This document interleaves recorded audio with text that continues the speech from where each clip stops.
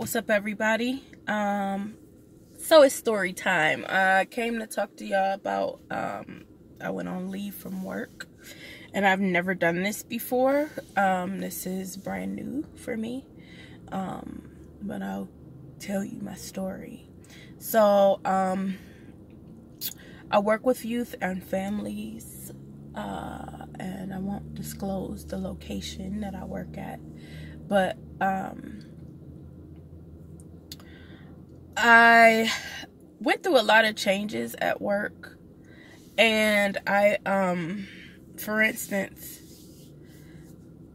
I had a couple people quit, not one but two, to where it affected my job, and that's a normal thing, you know. Sometimes, especially when you work for a smaller organization, you have to pick up the slack with other people, but I was given more cases, and then more cases, and then there was a class in the year and a half that I worked there. There was a 6-month class that had homework and a coach, and so that was additional paperwork. During that time I was there, there was an additional program added that I needed to work in addition to my function, and I was starting to become overwhelmed. During this time, I worked there about a year and a half. There was a lot of health issues that started to arise. I started to get migraines, and they went from, now I started getting migraines, usually that would happen like just around, you know, my period time, but it was getting to a point where I was getting them every day. And I felt like I was drifting, like I didn't feel present. I could be sitting with somebody and be thinking about what I have to do next. You know, I couldn't hold a full conversation. At least that's how I felt mentally. Like I've always been a daydreamer, but this got to be like where I'm daydreaming while I'm driving. And I really felt like you're going to have an accident. You're going to hit somebody, or somebody's going to hit you. During that time, and during the year and a half that I've been there, I was diagnosed with hypertension, so the migraines were coming more frequently. I had to go to the hospital for the migraines. During the time that I was there, I was diagnosed with PCOS. For anybody that does not know what that is, it's polycystic ovarian syndrome. So I was stressing a lot about infertility and the different hormonal changes I was going through with that. During that time, my scalp was really reacting, so I would have flakes all over my clothes because my scalp was shedding. And it turned out I was diagnosed with seborrheic dermatitis. I was having back pains, very bad back pains from a car accident I was in December. So it was like a lot of stress and trauma on my body, mixed with a whole lot of work.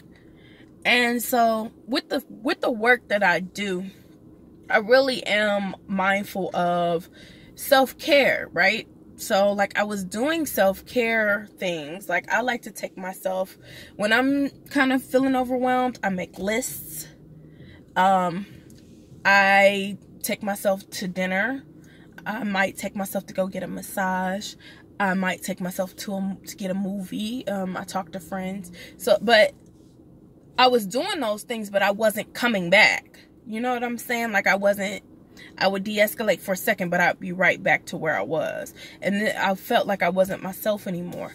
And other people could see it, right? So I would be like maybe at church or somewhere, and somebody would come up to me like, "Are you okay?" And I'm just like, and me, like, I internalize. So when I'm stressed, I'm in my own head, in my own body, and I'm just like thinking I'm cool, thinking I'm being like everybody else, but on the outside, other people could see. So it was a couple people in that time who were like coming up to me like, are you all right? And I'd say you know, I'm already just stressed out, just got a lot on my plate. When I had way too many deadlines going on at one time, to where it was crazy, y'all. And my mood started to change. Like, my mood was like, I didn't want to be bothered with certain people that I would normally be bothered with. I did not want to go hang in places that I would normally go hang. Like, I was just really moody. And I just was not bouncing back to normal, the way I normally bounce back. So a lady from my choir that I'm a part of, Friends and Family Initiative, Pittsburgh, PA, she approached me. Now, I had not talked to her much, because she was fairly new to the choir. She sung in the alto section, I sung in the soprano section. You know, it's one of those type of situations. But she, I did know her enough to know that she worked in my field. She told me that once. I had put on a benefit concert. Put my charger in, y'all, so don't mind me. Okay, there we go. I had put on a benefit concert for some youth in the city. Raised money for 2 girls to join some performing arts schools, because for those who don't know, I sing professionally as well. So she had donated to the cause and told me that she worked in the same field, and she admired what I was doing. So I think maybe that might have been my 3rd time actually having a conversation with her directly. But she came up to me and she said to me, are you okay? And I'm like, I will be. And she said to me, don't let them do that to you. And at first I didn't know what she was talking about. And she was like, don't let them do that to you. She said, I work the same field. She said, don't let them burn you out. She said, I can see it in your face. She said to me, is your apartment a mess right now? And I said, yes. And she said to me, your apartment is depressed. And I was like, how does lady know what she's talking about? She was like, she pointed to my stomach, y'all, and she said to me, that's stress. Now keep in mind, I've had a stomach all my life. And people have said something to me about my weight all my life, especially because I'm a performer, singer. And usually it makes me want to eat more, if I'm completely honest. Like, it just stresses me out, makes me want to eat more, makes me feel down on myself. But for her to come at me in an empathetic way, for her to come at me the way she understood,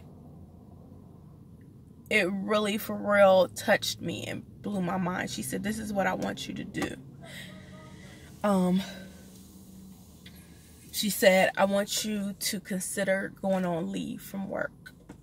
She said, talk to your doctor and go on leave from work. She said to me, during that time, I want you to go see a therapist. I want you to go to the gym. Focus on you, focus on your health. And that's what I want you to do. I did that. That's what I did, and I feel so much better. It was the best thing I could have ever did. Now, keep in mind, I had not ever considered doing that at all.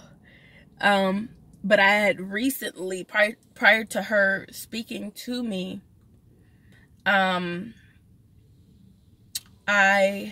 talked to my doctor because I knew something was wrong. Like, migraines every single day, not feeling like you're there, not feeling like you're present even when you're driving.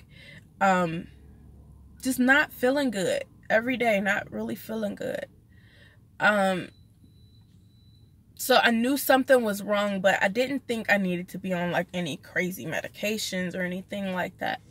So I had spoken to my doctor and asked her, like, was there any supplements I could get on, some daily vitamins, something I could take to help me to be more focused. And my doctor said, you know, I can take you to the behavioral health. I'll refer you to the behavioral health specialist. And so you can go and talk to them about a therapist and all these different things. She asked me, did I want to be on medication? I told her no. And so that ball was actually already rolling in a sense. Y'all, give me a second. I'm getting an oil change.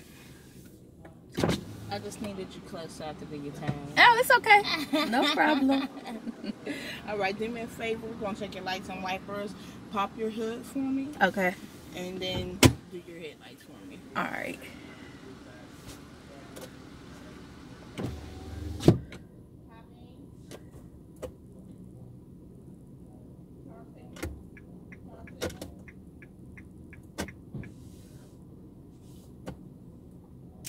Y'all, sorry.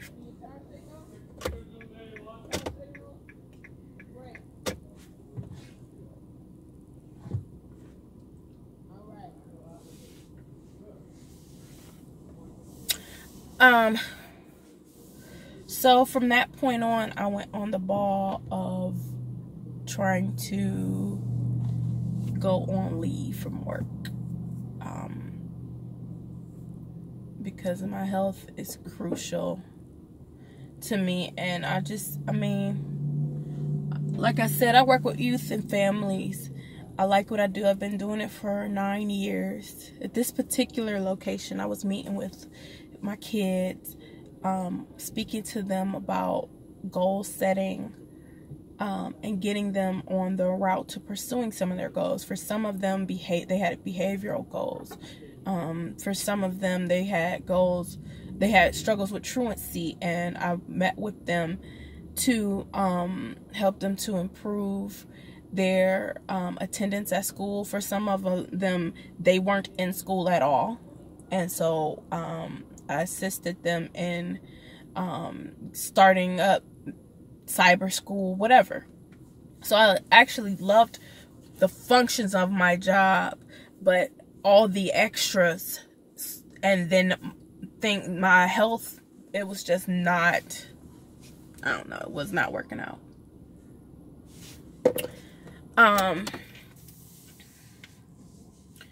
So I spoke to the counselor. She had me do an assessment, and she told me that I scored high for anxiety and depression, which was crazy for me because I am not someone that is typically like down and out.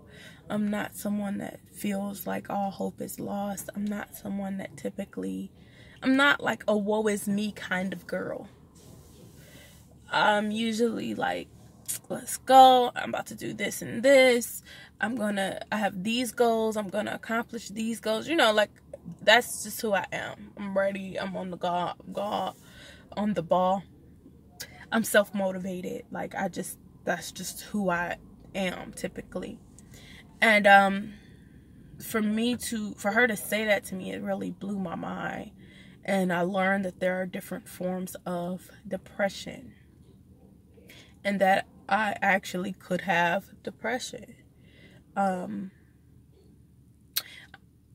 So if you're experiencing like the mood changes where you're not feeling the same way, you're moody, you're irritable, you don't want to be bothered with certain people, you don't want to be bothered with certain things, you're always like, because I was always to the point, I'm in my 30s, y'all. I'll be 33 next month. So I was like on my, because I ain't got that to do.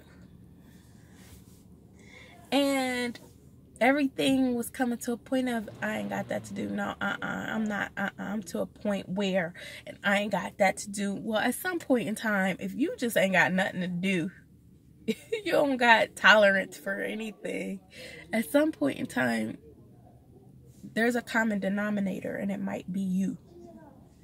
And that's how I was feeling.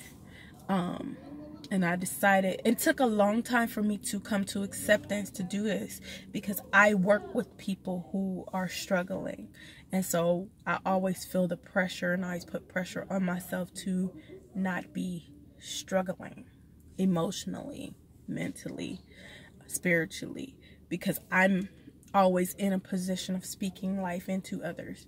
So I was thinking, like, I grew up very blessed. I have a very strong family support. I grew up in Akron, Ohio. They all live in Ohio. So for me, it's kind of like, who am I to feel like I'm depressed? I'm blessed. I have so much, and have been given so much, and have done so much as far as opportunities through God.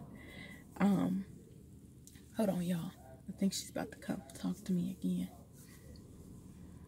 Oh, not yet. And I'm very well aware of where my blessings come from. I'm very well aware that I'm blessed, and where my blessings come from, and that I have been chosen and gifted to kind of help other people. So for me, when I needed it, I'm like, who are you to even think that what you're going through is big enough to warrant you considering you're depressed? Like, you haven't gone through this, and you haven't gone through that to say that you're depressed.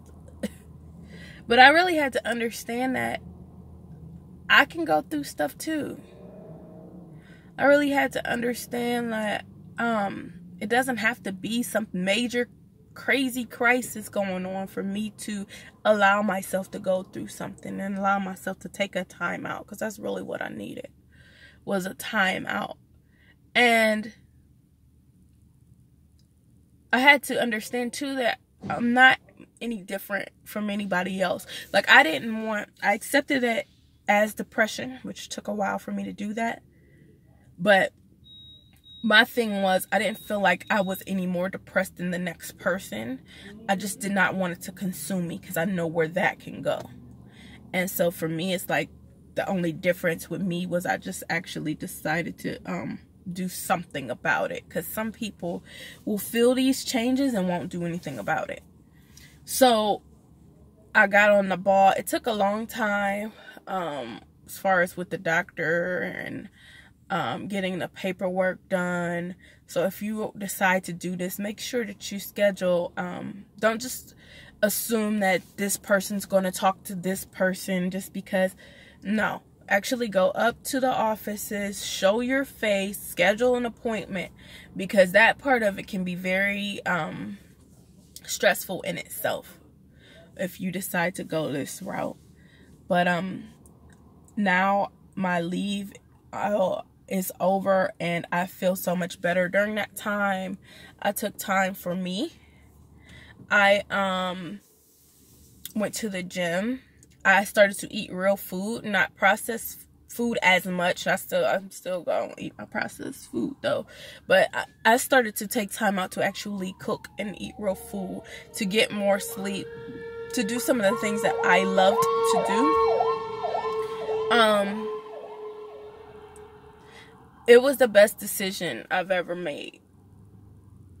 It changed my life, and I'm still going through the process of it to some extent. And I'll probably break that down later for you guys. But this time of just taking a time out, I needed it, and I don't regret it. And I just thank God, because when I spoke to the lady from my choir, I was like, you changed my life. And she's like, girl, I don't even know what made me say that to you. She's like, I don't ever talk like that to nobody. So I know God sent her because she said the right things directly to me. And I'm not easily counseled because I'm a counselor in a sense. So I'm always like, oh, well, I see through that. Oh, she's using this approach. Oh, yeah, she's right. But, you know, so for me, I took that time. I listened to her. It touched my heart. I went to the gym. I worked out, not consistently, but I spent more time moving. I spent less time running around with so many deadlines like a chicken with my head cut off. I actually started therapy, and I just feel 1,000 times better. And so if you're contemplating it, self-care comes first, especially when you're working with other people. You cannot pour into others when you are empty and you are burnt out. You can't do it. So give yourself permission to heal. Give yourself permission to take a break. Give yourself permission to do these things so that you're not consumed by your depression or by your struggles. My sugar, I'm no longer pre-diabetic as of right now. I feel better. I'm not having migraines every day. I still get them occasionally for my period, but it's not an everyday thing. I feel present. I feel like I'm here. I just feel so much better, and I encourage you that if you are experiencing anything like this, if you have experienced anything like this, for you to go seek help, because you don't want this